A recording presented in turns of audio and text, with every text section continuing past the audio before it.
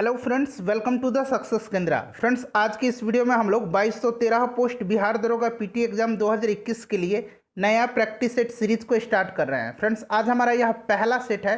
Channel पर अगर आप पहली बार आए हैं तो चैनल को सब्सक्राइब कर लीजिएगा, साथ ही साथ बेल आइकन को जरूर दबा लीजिएगा ताकि जब भी इसी तरह का कोई भी इंपॉर्टेंट वीडियो बिहार दरोगा से संबंधित अपलोड किया जाए तो उसका नोटिफिकेशन सबसे पहले आपके पास पहुँच जाए। तो चलिए फ्रेंड्स, बिना देरी किए हुए आज का सेशन स्टार्ट करते हैं। फ्रेंड्स, प्लीज़ वीडियो को लाइक और शेयर जरूर कर दीजिएगा और ध्यान देंगे फ्रेंड्स, आज का जो सेट है हमारा, इसका कट ऑफ जो है 78 रखा गया है। तो चलिए फ्रेंड्स शुरू करते हैं। फ्रेंड्स, आज के सेशन का पहला क्वेश्चन देखिएगा। पहला क्वेश्चन है कि भारत के साथ व्यापार करने का चार्टर महारानी एलिजाबेथ द्वारा कब दिया गया था। आपको कोशिश करना है केवल 5 से 7 सेकंड के बीच में अपना आंसर चुन लेने के लिए। उसके बाद जो भी करेक्ट आंसर होगा पूरी डिटेल में मैं आपको बता दूंगा। और फ्रेंड्स, अगर आपको आंसर पता है तो आप आंसर कमेंट बॉक्स में भी देकर के बता सकते हैं। देखिए फ्रेंड्स, 31 दिसंबर सन 1600 ईस्वी को इंग्लैंड की रानी एलिजाबेथ प्रथम ने ईस्ट इंडिया कंपनी को अधिकार पत्र प्रदान किया था। सही आंसर ऑप्शन नंबर बी हो जाएगा। 31 दिसंबर 1600 को ईस्ट इंडिया कंपनी का पहला गवर्नर कौन था? तो टॉमस स्मिथ था। इसको भी आप याद रखेंगे। टॉमस स्मिथ जो था यह ईस्ट इंडिया कंपनी का पहला गवर्नर था। नेक्स्ट क्वेश्चन देखिए कि भारतीय राष्ट्रीय आंदोलन के प्रारंभ से ही उग्र राष्ट्रवादियों का भी वर्ग था। निम्न में से कौन नहीं शामिल है, यानी कि उग्र राष्ट्रवादी में इनमें से कौन से शामिल नहीं है। आपने गर्म दल और नरम दल के बारे में सुना होगा। देखिए फ्रेंड्स, लाल, बाल और पाल। लाल से लाला लाजपत राय, बाल से बाल गंगाधर तिलक और पाल से बिपिन चंद्र पाल। ये जो थे ये गर्म दल के नेता थे, ध्यान रखेंगे। Option number C right answer हो जाएगा। महादेव गोविंद रनाडे ये जो थे ये नरम दल के नेता थे। एक और इम्पॉर्टेंट पॉइंट्स यहाँ से आप ध्यान रखेंगे। 1867 में इन्होंने पूना सार्वजनिक सभा की स्थापना की थी। क्लियर है। चलिए नेक्स्ट क्वेश्चन। और यहाँ गर्म दल और नरम दल की अगर बात आई है तो जान लीजिएगा 1907 में जो कांग्रेस का सूरत अधिवेशन हुआ था जिसकी अध्यक्षता डॉक्टर रासबिहारी घोष ने किया था, उसमें जो है नरम दल और गर्म दल में बंटवारा हो गया था, यानी कि कांग्रेस का प्रथम विभाजन हुआ था। चलिए नेक्स्ट क्वेश्चन देखिएगा। तीसरा प्रश्न है हमारा कि 1916 में कांग्रेस और मुस्लिम लीग के बीच लखनऊ समझौता हुआ था। उसके कौन से परिणाम बाद में घातक सिद्ध हुए थे? तो ध्यान रखिएगा फ्रेंड्स, 1916 में जो है नरम दल और गर्म दल में फिर से एकता हो जाती है। एक मुस्लिम लीग से समझौता भी होता है। 1916 का जो अधिवेशन था ये लखनऊ में हुआ था, जिसकी अध्यक्षता अंबिका चरण मजूमदार ने किया था। और इसके जो घातक परिणाम सिद्ध हुए वो हुए कांग्रेस द्वारा मुसलमानों के प्रति संतुष्टिकरण की नीति का आरंभ करना। ध्यान रखेंगे।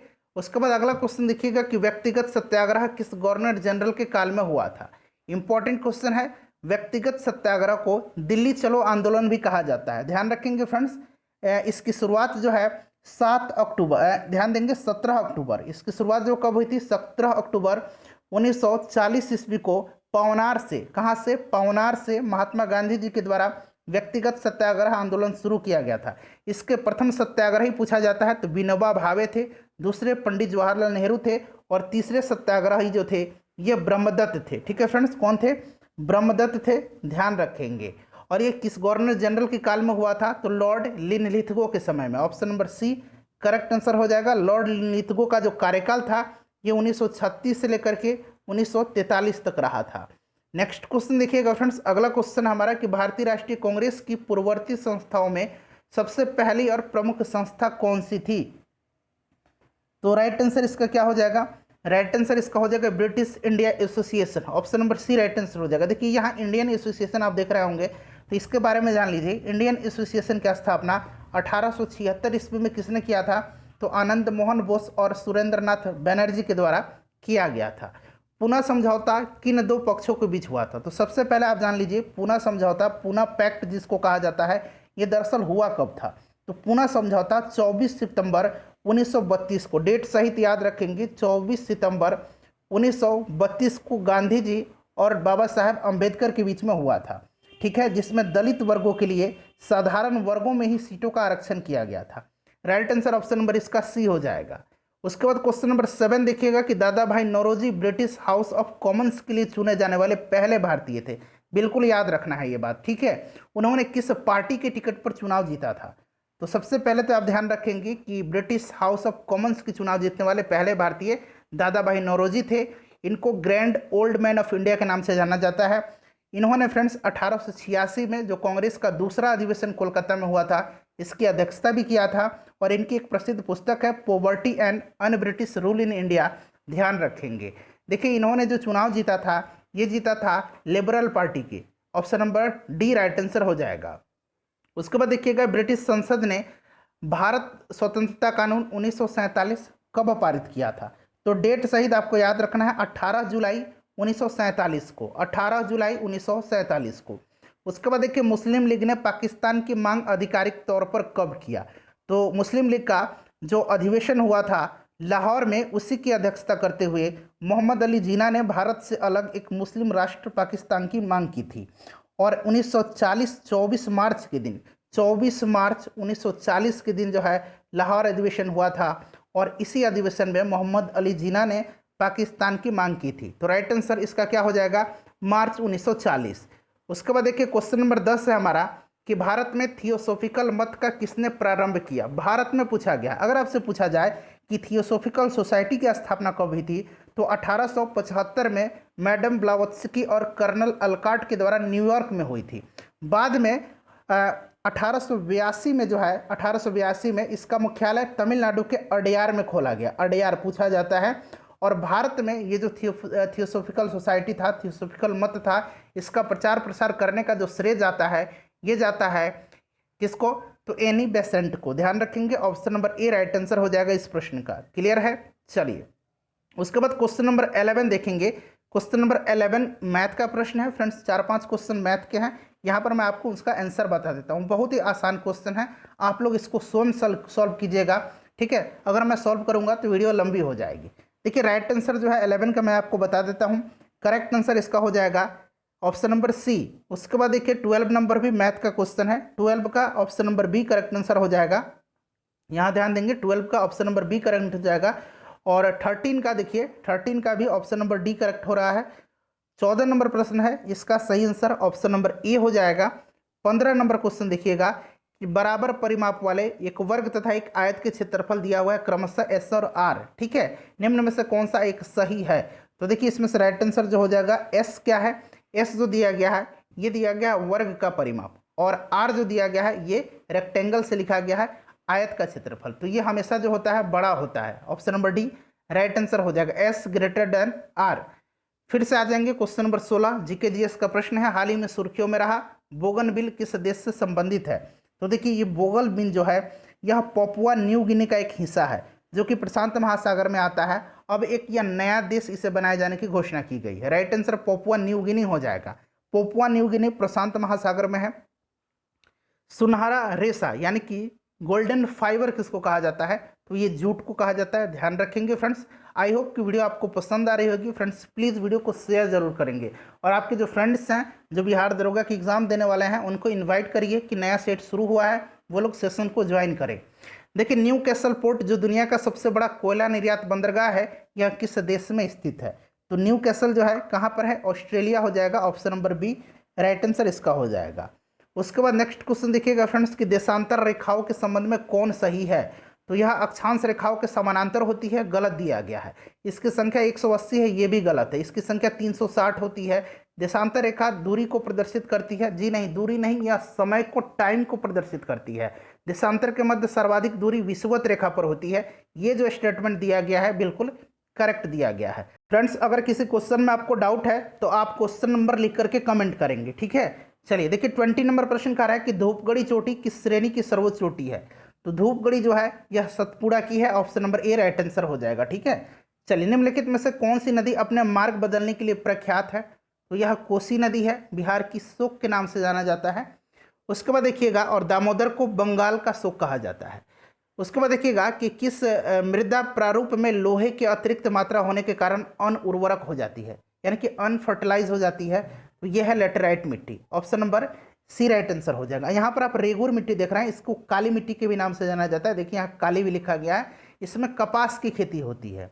उसके बाद नेक्स्ट क्वेश्चन देखिएगा फ्रेंड्स, क्वेश्चन नंबर 23 है कि मिश्रित कृषि में सम्मिलित होता है। तो मिश्रित कृषि में क्या होता है? खेती के साथ साथ पशुपालन भी किया जाता है, यानी कि फसलों के साथ साथ पशुपालन भी करना। उसके बाद नेक्स्ट क्वेश्चन हमारा है कि भारत का सबसे पुराना तेल भंडार कहाँ स्थित है? तो सबसे पुराना जो है यह दिग्बोई में है, असम में है। अच्छा, इसकी स्थापना कब हुई थी जरा आप कमेंट करके बताएंगे। उसके बाद देखिए ओंकालेश्वर और कोयली ये दोनों जो है गुजरात में है, मुंबई हाई जो है ये महाराष्ट्र में है। उसके बाद क्वेश्चन नंबर 17 देखिएगा। क्वेश्चन नंबर फ्रेंड 17 है कि निम्नलिखित में से कौन सा जोवियन ग्रह नहीं है। जोवियन ग्रह जो बृहस्पति के सदृश होते हैं, इनमें बृहस्पति, शनि, यूरेनस और नेपच्यून आता है। और एक होता है पार्थिव ग्रह, इसमें बुध, शुक्र, मंगल और पृथ्वी आते हैं। तो इसमें से राइट आंसर इसका ऑप्शन नंबर ए हो जाएगा। शुक्र जो है यह पार्थिव ग्रह है, यह जोवियन ग्रह नहीं है। क्लियर। उसके बाद अगला क्वेश्चन देखिएगा, विक्टोरिया जलप्रपात, ध्यान से पढ़ेंगे, विक्टोरिया झील नहीं पूछा गया है, विक्टोरिया जलप्रपात पूछा गया है। विक्टोरिया जलप्रपात किस नदी से संबंधित है? तो विक्टोरिया जलप्रपात जो है यह जाम्बेजी नदी पर स्थित है। किस नदी पर स्थित है? जाम्बेजी नदी पर स्थित है, अफ्रीका महाद्वीप में है। अच्छा, स्टेनली जलप्रपात भी पूछा जाता है। स्टेनली जलप्रपात जो है यह किस नदी पर है? तो स्टेनली जलप्रपात, इसको ध्यान रखेंगे, यह जो है कांगो नदी पर है। ठीक है फ्रेंड्स, विक्टोरिया झील से जो है नील नदी निकलती है, विक्टोरिया झील से नील नदी निकलती है, ध्यान रखेंगे। चलिए उसके बाद 27 नंबर देखिएगा। 27 नंबर कह रहा है कि निम्नलिखित में से सही सुमेलित को दर्शाता है, और यहाँ से आपको चुन करके सही आंसर बताना है। देखिए, क्षोभ मंडल में मौसम संबंधी घटना घटित होती है, बिल्कुल सही दिया गया है। समताप मंडल में तापमान का क्रमशः कम होना, समताप यानी कि बराबर ताप, ये नाम से ही पता चल रहा है, तो इसमें कोई भी तापमान में परिवर्तन नहीं होता है, तो ये गलत दिया गया है। आयन मंडल जो है ये बेतार संचार के लिए महत्वपूर्ण मंडल है, बिल्कुल वायरलेस जो यहाँ पर कम्युनिकेशन होता है उसके लिए यह महत्वपूर्ण है। बाह्यमंडल वायुमान के लिए उपयुक्त मंडल है, ये गलत है। बाह्यमंडल में नहीं होता, वायुमान उड़ाने की जो सबसे उपयुक्त दशा पाई जाती है वो पाई जाती है समताप मंडल में। तो ये वाला चौथा गलत दिया गया है, ठीक है, और दूसरा गलत दिया गया, यानी कि पहला सही है और तीसरा सही है। तो पहला और तीसरा option number C correct answer हो जाएगा। उसी प्रकार से 28 नंबर देखिएगा कि कौन सी जनजाति उत्तरी ध्रुवीय क्षेत्रों के चारों तरफ निवास करती है। तो एस्किमो जनजाति जो है यह पाई जाती है अलास्का, कनाडा और ग्रीनलैंड, यानी कि जो बर्फीली इलाके हैं वहाँ एस्किमो पाई जाती है। मसाई जनजाति जो है यह कीनिया में पाई जाती है, और बुशमैन जो है यह बोत्सवाना में पाई जाती है। मैं देश का नाम बता रहा हूँ, ठीक है। चलिए उसके बाद 29 नंबर देखिएगा। 29 नंबर प्रश्न है कि महासागरीय धाराओं को निम्न में से कौन प्रभावित नहीं करता है। महासागरीय धाराओं को इनमें से कौन सा जो है प्रभावित नहीं करता है, बताइए। इसका आंसर आप कमेंट करके बताएंगे, आसान प्रश्न है, ठीक है। चलिए 30 नंबर क्वेश्चन देखिएगा। 30 नंबर क्वेश्चन देखिए कि हाल ही में संपन्न टोक्यो पैरा ओलंपिक 2020 में सुमित अंतिल ने स्वर्ण पदक जीता है, वह किस खेल से संबंधित है।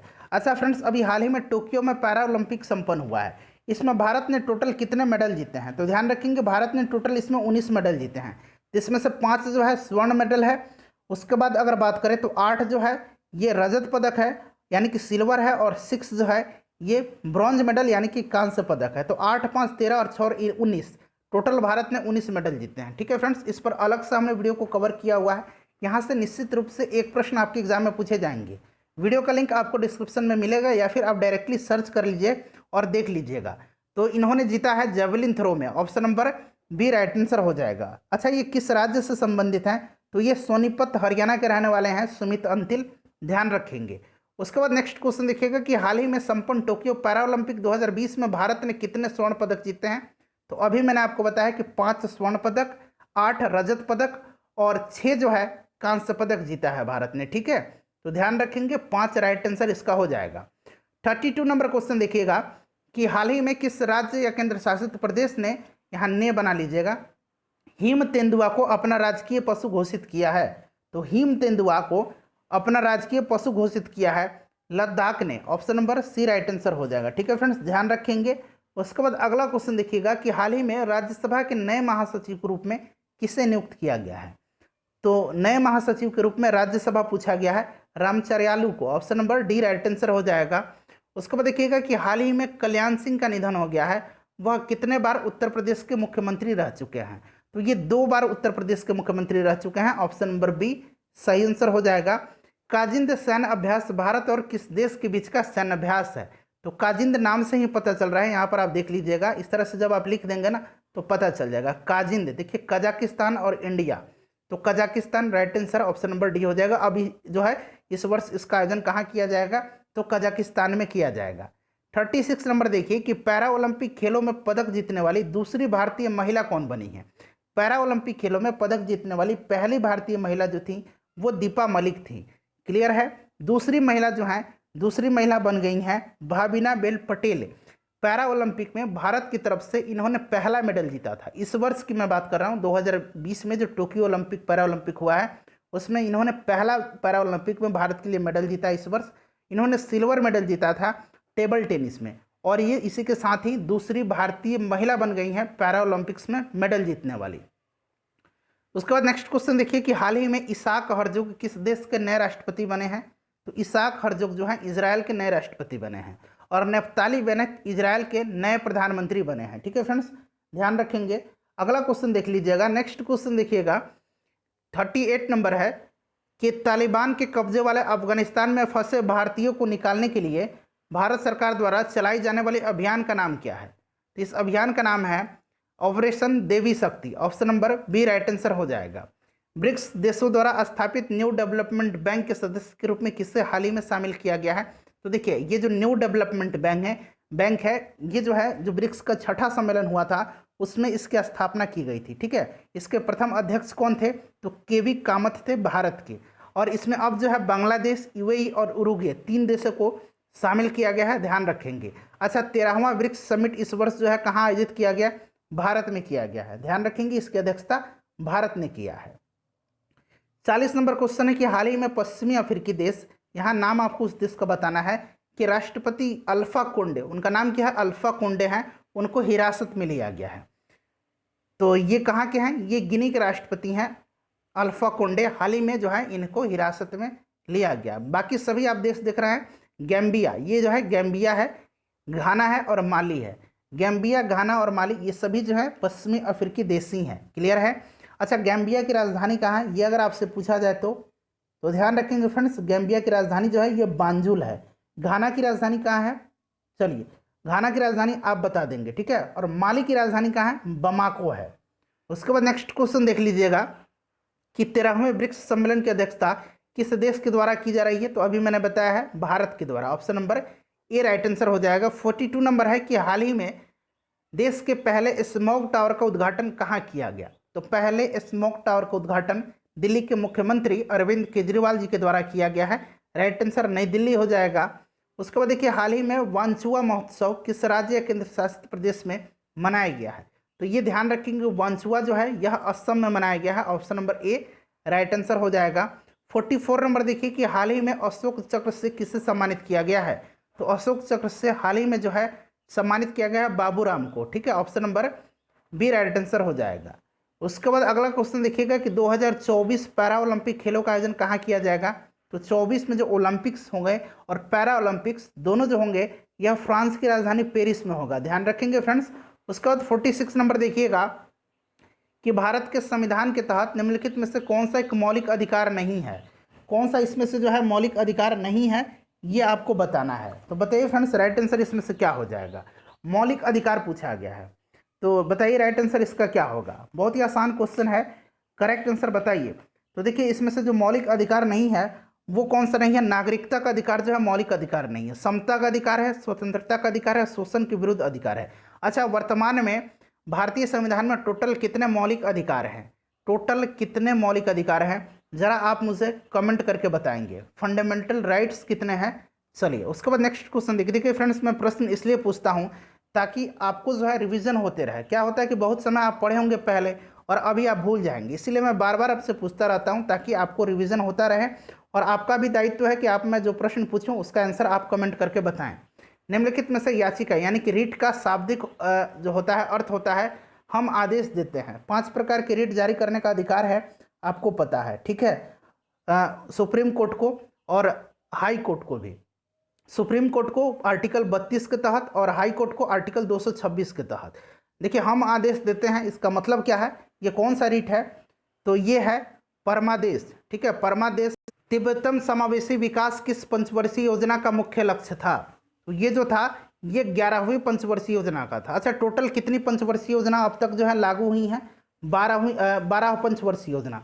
11वीं पंचवर्षीय योजना 2007 से लेकर के 2012 तक रही थी, और 12वीं जो आखिरी पंचवर्षीय योजना थी ये 2012 से लेकर के 2017 तक इसका अवधि रहा था। उसके बाद देखिए सर्व शिक्षा अभियान योजना में वित्तीय व्यवस्था हेतु केंद्र तथा राज्य सरकार का योगदान किस अनुपात में होता है। तो फ्रेंड्स ये 50-50 होता है, ऑप्शन नंबर डी। उसके बाद क्वेश्चन नंबर 50 देखिए, क्वेश्चन नंबर 50 कह रहा है कि नई आर्थिक नीति के 3 प्रमुख आयाम कौन कौन से हैं। तो ये निजीकरण, उदारीकरण और वैश्वीकरण, यानी कि option number D right answer इसका हो जाएगा। क्वेश्चन नंबर 51 देखिएगा कि प्रकाश है। तो देखिए प्रकाश जो है एक विद्युत चुंबकीय तरंग है, एक कण प्रकृति भी है और ऊर्जा का एक रूप भी है। तो उपयुक्त तो सभी राइट आंसर इसका हो जाएगा। बायोगैस संयंत्र में निम्नलिखित में से कौन सी प्रक्रिया होती है। तो बायोगैस में जो है इसमें कौन कौन सा जो है प्रक्रिया होता है। तो राइट आंसर जो होगा इसका ऑप्शन नंबर 1 किण्वन हो जाएगा। अच्छा, बायोगैस का जो मुख्य घटक होता है वो कौन सा होता है, मीथेन होता है फ्रेंड्स, ध्यान रखेंगे। उसके बाद आप 53 नंबर क्वेश्चन को देखेंगे। 53 नंबर है कि एक वर्ग में ऊपर नीचे की ओर आने पर परमाणु आकार। अच्छा, ये बात की जा रही है पीरियडिक टेबल की, क्लियर है। तो देखिए पीरियडिक टेबल में टोटल 18 वर्ग होते हैं और 7 आवर्त होते हैं। तो ऊपर से नीचे की ओर आने पर परमाणु का आकार जो है ये बढ़ता है। Option number A right answer हो जाएगा, ध्यान रखेंगे फ्रेंड्स। और प्लीज़ फ्रेंड्स वीडियो को अगर आपने अब तक नहीं लाइक किया है तो लाइक कर दीजिएगा और इसे शेयर जरूर कर दीजिएगा। सभी वीडियो जितने भी हमने कवर किए हुए हैं, अभी हाल ही में हमने 15 नया प्रैक्टिस सेट कवर किया हुआ था, लिंक आपको डिस्क्रिप्शन में मिलेगा, आप एक बार जरूर देख लेंगे। वायुमंडल में प्रकाश का विसरण का कारण क्या है। तो धूल कण के कारण जो है ये विसरण होता है, धूल कण के कारण। Option number B right answer हो जाएगा। किसी भी यौगिक का ऑक्सीकरण संख्या क्या होता है। तो फ्रेंड्स ये जो होता है 0 होता है। ऑप्शन नंबर डी सही आंसर हो जाएगा। सर्प विषरोधी सुई किस तत्व का एक यौगिक है। तो इसमें स्वर्ण यौगिक है। Option number A right answer हो जाएगा। दाब का बीमीय सूत्र, यानी कि दाब का आपसे जो है बीमीय सूत्र पूछा जा रहा है, डायमेंशनल फॉर्मूला पूछा जा रहा है। तो दाब बराबर आपको पता है कि बल बटा क्षेत्रफल होता है, यानी कि फोर्स अपॉन एरिया होता है। अब देखिए यहाँ फोर्स को हम कैसे लिख सकते हैं, m इंटू ए लिख सकते हैं, और एरिया लेंथ है, लेंथ का स्क्वायर होता है तो एल स्क्वायर इसको लिख सकते हैं। अब यहाँ थोड़ा सा आप देख लीजिएगा, मास को हम m लिख सकते हैं और उसके बाद एक्सेलरेशन क्या होता है, मीटर पर सेकंड स्क्वायर होता है। मीटर क्या है, लेंथ है, तो हमने एल लिख सकते हैं, दूरी है, और पर सेकंड स्क्वायर है तो यानी कि टाइम है, तो टाइम को हम लोग टी इनवर्स क्योंकि नीचे है लिख सकते हैं। और नीचे एरिया क्या है, लेंथ का स्क्वायर है। देखिए एल, एक एल से एक एल कैंसिल हो जाएगा तो यहाँ एक एल बच जाएगा, तो ये ऊपर चला जाएगा, तो ऐसे लिख सकते हैं एम एल इनवर्स और टी का पावर जो है -2 हो जाएगा। तो option number B right answer हो जाएगा। आई होप कि आपको समझ में आ गया होगा। जल शैवाल क्या है। तो फ्रेंड्स यह जो है एक कोयला है। ऑप्शन नंबर जैव शैवाल, माफ करेंगे जैव सवाल पूछा गया है, कोयला हो जाएगा। यादाश्त का संबंध मस्तिष्क के निम्न में से किस भाग से है। यहाँ आप ध्यान देंगे, देखिए यादाश्त का संबंध जो है ये सेरिब्रम से है। किससे है, सेरिब्रम, आपने लूसेंट में भी पढ़ा होगा सेरिब्रम। ऑप्शन नंबर डी, यहाँ सेरिब्रम इसको बना लीजिएगा, ठीक है। वैसे सेरेब्रम भी पढ़ते हैं, तो right answer option number D हो जाएगा। ये सेरिब्रम जो होता है मस्तिष्क का सबसे विकसित भाग होता है, क्लियर है। यह जो होता है बुद्धिमत्ता, स्मृति, इच्छा शक्ति, चिंतन का केंद्र होता है। हाइपोथैलेमस देख रहे हैं, हाइपोथैलेमस भूख, प्यास, ताप नियंत्रण, प्यार, घृणा का केंद्र होता है। थैलेमस होता है, थैलेमस से ध्यान रखेंगे, थैलेमस जो होता है यह ठंडा, गर्म और दर्द का जो है यह केंद्र होता है। सेरिबेलम जो है, सेरिबेलम यह शरीर के संतुलन बनाए रखता है और ऐच्छिक पेशियों के संकुचन पर नियंत्रण करता है। स्पाइनल कॉर्ड यानी कि मेरुरज्जु, ये क्या करता है, तो यह जो है मेरुरज्जु प्रतिवर्ती क्रियाओं का नियंत्रण करता है। उसके बाद अगला क्वेश्चन देखिएगा फ्रेंड्स, नेक्स्ट क्वेश्चन है हमारा कि एक जीवाश्म पक्षी का नाम बताएं जो एक पक्षी की तरह दिखता है लेकिन सरीसृप के जैसे अन्य विशेषताएं होती है। तो यह है Archaeopteryx. Option number B right answer हो जाएगा। मानव शरीर में सर्वाधिक मात्रा में पाया जाने वाला तत्व कौन सा है। तो सर्वाधिक मात्रा में पाया जाता है O2। Option number B right answer इसका हो जाएगा। उसके बाद देखिएगा परिपथ में किन्हीं दो बिंदुओं के बीच में परिपथ में विभवांतर मापने के लिए वोल्टमीटर का प्रयोग किया जाता है। पहले भी आपने पढ़ा होगा पोटेंशियल डिफरेंस किससे मापा जाता है, तो वोल्टमीटर से। आम मीटर से क्या मापा जाता है, तो आम मीटर से जो है धारा मापा जाता है, यानी कि करंट मापा जाता है। उसके बाद देखिएगा फ्रेंड्स सुमेलित करना है, आसानी से आप सुमेलित कर सकते हैं। इलेक्ट्रॉन की खोज किसने किया था, चलिए बताइए इलेक्ट्रॉन की खोज जो है किसने किया था। तो इलेक्ट्रॉन की खोज किया था इसमें से थॉमसन ने। प्रोटॉन की खोज किया था गोल्डस्टीन ने। न्यूट्रॉन की खोज किया था चैडविक ने, और पॉजिट्रॉन का एंडरसन ने। तो ऑप्शन नंबर सी इसका करेक्ट आंसर हो जाएगा। उसी प्रकार से अगला क्वेश्चन देखिएगा, अगला क्वेश्चन है कि K2Cr2O7 में क्रोमियम के ऑक्सीकरण संख्या कितनी होती है। तो इसमें जो ऑक्सीकरण संख्या होती है यह 6 होती है। Option number A right answer हो जाएगा। नेक्स्ट क्वेश्चन देखिएगा फ्रेंड्स, नेक्स्ट क्वेश्चन है हमारा कि जंतुओं तथा पादपों के मृत अवशेषों का सड़ने या गलने से क्या होता है। सड़ने और गलने से ये तो एक तो किण्वन होता है, फर्मेंटेशन होता है, और दूसरा ये रासायनिक परिवर्तन भी हो जाता है इसमें, ठीक है। तो ऑप्शन नंबर डी इसका राइट आंसर हो जाएगा। निम्नलिखित में से कौन अनुवांशिक रोग है, यानी कि जेनेटिक डिजीज इसमें से कौन सा है। थैलेसीमिया है, हीमोफीलिया है, और वर्णांता यानी कि कलर ब्लाइंडनेस है। यहाँ आप ल्यूकेमिया देख रहे हैं, ल्यूकेमिया जो है एक ब्लड कैंसर है, यह अनुवांशिक बीमारी नहीं है। उसके बाद क्वेश्चन नंबर 67 देखिएगा, थोड़ा सा छोटा कर देता हूँ ताकि पूरा आपको स्क्रीन पर दिखाई दे। हाँ देखिए, किस अधिनियम द्वारा सांप्रदायिक आधार पर यहाँ धर्म दिया गया है, देखेंगे सिखों, भारतीय ईसाइयों और आंग्ल भारतीयों और यूरोपियों के लिए पृथक निर्वाचन के सिद्धांत को विस्तारित किया गया। तो ये भारत शासन अधिनियम 1919 था। वहीं अगर मुस्लिम दिया होता पृथक निर्वाचन पहला अगर पूछ लिया जाए, या फिर हिंदू और मुस्लिम को अलग निर्वाचन की व्यवस्था की गई थी, तो ये 1909 का मार्लेमेंटो था। नेक्स्ट क्वेश्चन देखिएगा फ्रेंड्स, क्वेश्चन नंबर है कि आपातकाल के दौरान मौलिक अधिकारों के निलंबन कौन कर सकता है। तो ये भारत के राष्ट्रपति कर सकते हैं। Option number C right answer हो जाएगा। प्राक्कलन समिति में सदस्यों का कार्यकाल होता है। देखिए, प्राक्कलन समिति में टोटल 30 सदस्य होते हैं, और ये 30 के 30 सदस्य जो होते हैं यह लोकसभा से होते हैं। इसका कार्यकाल 1 वर्ष का होता है, और इसका कार्यकाल का जो समय होता है वो ध्यान रखेंगे फ्रेंड्स, 1 मई से लेकर के 30 अप्रैल तक होता है। नेक्स्ट क्वेश्चन देख लीजिएगा कि निम्नलिखित में से किसके अनुमोदन से भारत की संचित निधि से पैसा निकाला जाता है। जो भारत की संचित निधि है इसका वर्णन जो किया गया है आर्टिकल 266(1) में किया गया है, ठीक है फ्रेंड्स। और भारत की संसद है उसके अनुमोदन से इसमें से जो है पैसा निकाला जाता है। उसके बाद देखिएगा, भारतीय संविधान में विधि के समक्ष समता किस देश के संविधान से लिया गया है। तो विधि के समक्ष समता का जो अधिकार है यह लिया गया है इंग्लैंड के संविधान से।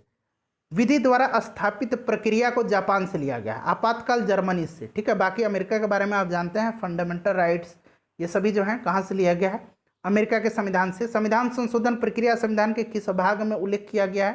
तो यह भाग 18 में है, आर्टिकल 368 हो जाएगा, और दक्षिण अफ्रीका के संविधान से इसे ग्रहण किया गया है।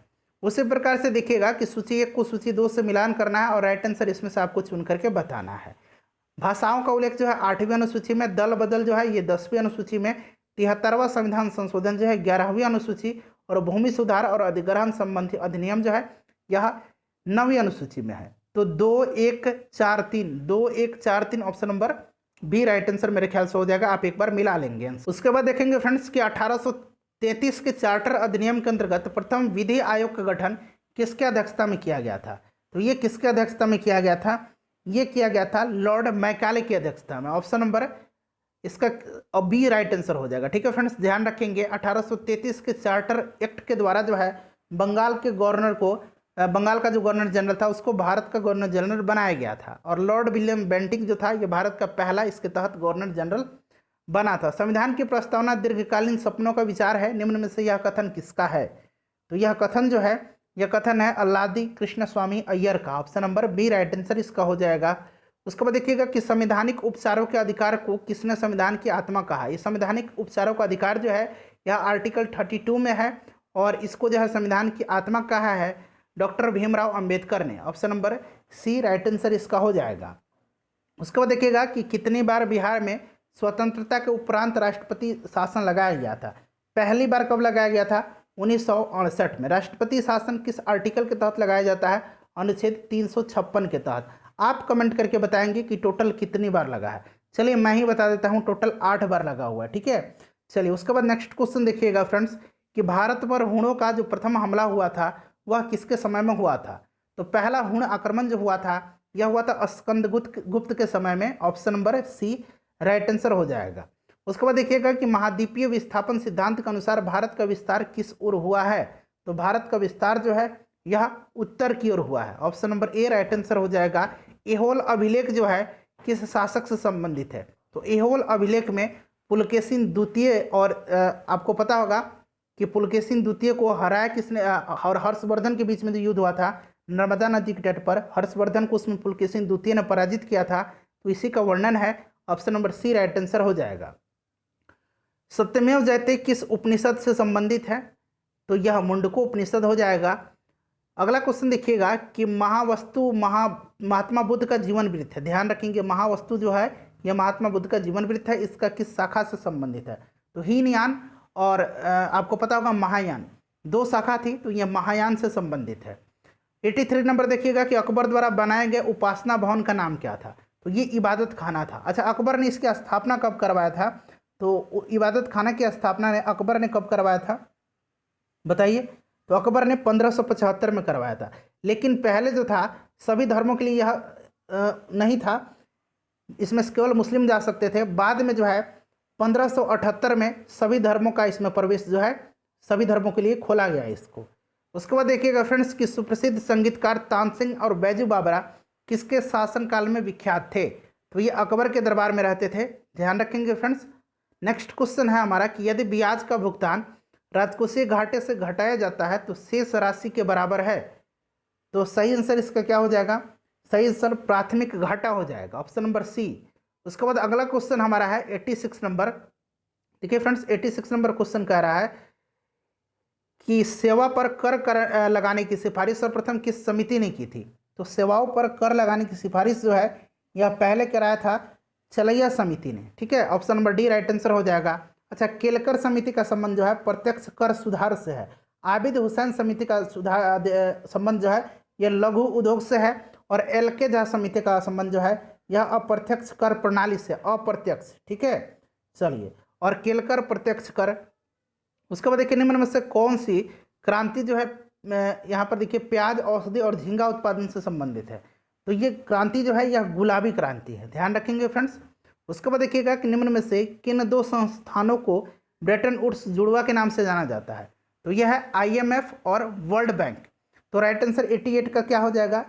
IMF और विश्व बैंक, ऑप्शन नंबर सी। इन दोनों की स्थापना जो है यह कब हुई थी? तो ब्रेटन वुड्स सम्मेलन के तहत हुई थी। ध्यान रखेंगे। दोनों का मुख्यालय कहाँ है? वाशिंगटन DC में है। किस वर्ष भारतीय रिजर्व बैंक का राष्ट्रीयकरण हुआ था? तो इसका जो राष्ट्रीयकरण किया गया था तो ये किया गया था, ध्यान रखेंगे, 1 जनवरी 1949 को। स्थापना की गई थी 1 अप्रैल 1935 को। ठीक है, ध्यान रखेंगे 1935 में स्थापना और 36 में राष्ट्रीयकरण। उसके बाद देखिएगा कि यदि राजस्व घाटे से उन अनुदानों का व्यय को निकाल दिया जाए जो प्रभाव में पूंजी सृजन से संबंधित है तो कौन सा घाटा प्राप्त होगा? तो ये कौन सा घाटा प्राप्त होगा? यह प्रभावी राजस्व घाटा प्राप्त होगा। कौन सा सुमेलित नहीं है? देखिए, एक तरफ राष्ट्रीय खेल दिए गए हैं, दूसरी तरफ उनसे संबंधित देश हैं। स्पेन का बुल फाइटिंग सही है, अमेरिका का बेसबॉल सही है, कनाडा का आइस हॉकी सही है, भूटान का फुटबॉल राष्ट्रीय खेल नहीं है, भूटान का जो है तीरंदाजी है। ठीक है फ्रेंड्स, ध्यान रखेंगे। आर्चरी जो है यह भूटान का राष्ट्रीय खेल है। भारत में आयकर क्या है? तो भारत में आयकर जो है एक प्रत्यक्ष और प्रगतिशील कर है। देखिए, जैसे जैसे आपकी इनकम बढ़ती है आपको उतना ज़्यादा कर देना पड़ता है, उतना ही ज़्यादा टैक्स देना पड़ता है। ठीक है फ्रेंड्स, तो राइट आंसर हो जाएगा प्रगतिशील कर है और प्रत्यक्ष कर है। राष्ट्रीय आय में कृषि का योगदान क्या हो रहा है? लगातार घट रहा है, लगातार जो है कम हो रहा है, गिर रहा है। Option number A right answer हो जाएगा। 94 नंबर देखिए कि कुचिपुड़ी किस राज्य की प्रसिद्ध लोक नृत्य है? तो कुचिपुड़ी आंध्र प्रदेश का है। यक्षगान कर्नाटक का है। केरल का क्या है? केरल का मोहिनी अट्टम है। ठीक है, उसके बाद आप देखेंगे कथकली है। ठीक है, उसके बाद उड़ीसा का आपको ओडिसी है, पता है। चलिए, उसके बाद नेक्स्ट क्वेश्चन देखिएगा कि हरमनप्रीत कौर। अच्छा, भारतनाट्यम जो है ये तमिलनाडु का है। हरमनप्रीत कौर का संबंध जो है कि ये क्रिकेट से है। ध्यान रखेंगे फ्रेंड्स, हरमनप्रीत कौर, झूलन गोस्वामी। उसके बाद बात करें तो जो भारतीय टीम की जो कप्तान रही थी मिथाली राज, वो हैं। नेक्स्ट क्वेश्चन देखिएगा कि भारत वन स्थिति रिपोर्ट 2019 के अनुसार वन क्षेत्र में वृद्धि करने वाला शीर्ष राज्य कौन सा है? सबसे ज़्यादा अगर पूछा जाए तो मध्य प्रदेश हो जाएगा, अगर प्रतिशत में पूछा जाए तो मिजोरम हो जाएगा, और वन क्षेत्र में वृद्धि करने वाला जो शीर्ष राज्य है वो क्रमशः कौन कौन सा हो जाएगा? तो ध्यान रखेंगे ये हो जाएगा कर्नाटक, आंध्र प्रदेश और Kerala. Option number D correct answer हो जाएगा। उसके बाद अगला क्वेश्चन देखिएगा 97 नंबर के अंतर्राष्ट्रीय पुरुष हॉकी मैच में एम्पायरिंग करने वाली विश्व की पहली महिला कौन बन गई हैं? तो पहली महिला बन गई हैं Alessa Newman. Option number C right answer हो जाएगा। उसके बाद देखिएगा कि 2020-21 के बजट के अनुसार किसानों को जल्दी खराब होने से सामानों को बचाने के लिए किस परिवहन की शुरुआत की गई है? तो आपने पढ़ा होगा कि किसान रेल सेवा शुरू की गई है, और पहला किसान रेल सेवा जो है यह कहाँ से कहाँ तक चलाई गई थी, तो देवलाली से दानापुर के मध्य में। ध्यान रखेंगे, इंपॉर्टेंट है, बिहार से संबंधित है, पूछा जा सकता है। उसके बाद देखिए, नागरिकता संशोधन विधेयक में कितने समुदाय को नागरिकता देना है, तो इसका आंसर फ्रेंड्स आप कमेंट करके बताएंगे, ठीक है। कितने समुदाय हैं, उनका नाम नहीं लिखना है, आपको सिर्फ नंबर बता देना है। कमेंट करके बताइए। आप सभी लोग अपना अपना स्कोर भी साथ ही साथ कमेंट कर दीजिएगा। 100 नंबर क्वेश्चन है कि निम्नलिखित युद्धाभ्यास में से कौन सा सुमेलित नहीं है, तो इसमें से सुमेलित जो नहीं है यह मिनेक्स जो है यह भारत और जापान के बीच का है, ठीक है फ्रेंड्स, भारत और जापान के बीच का है। और मित्र शक्ति भारत श्रीलंका बिल्कुल सही है। इंद्र भारत रसिया, जिमक्स भारत और जापान, मिनेक्स भी भारत और जापान का बीच का है।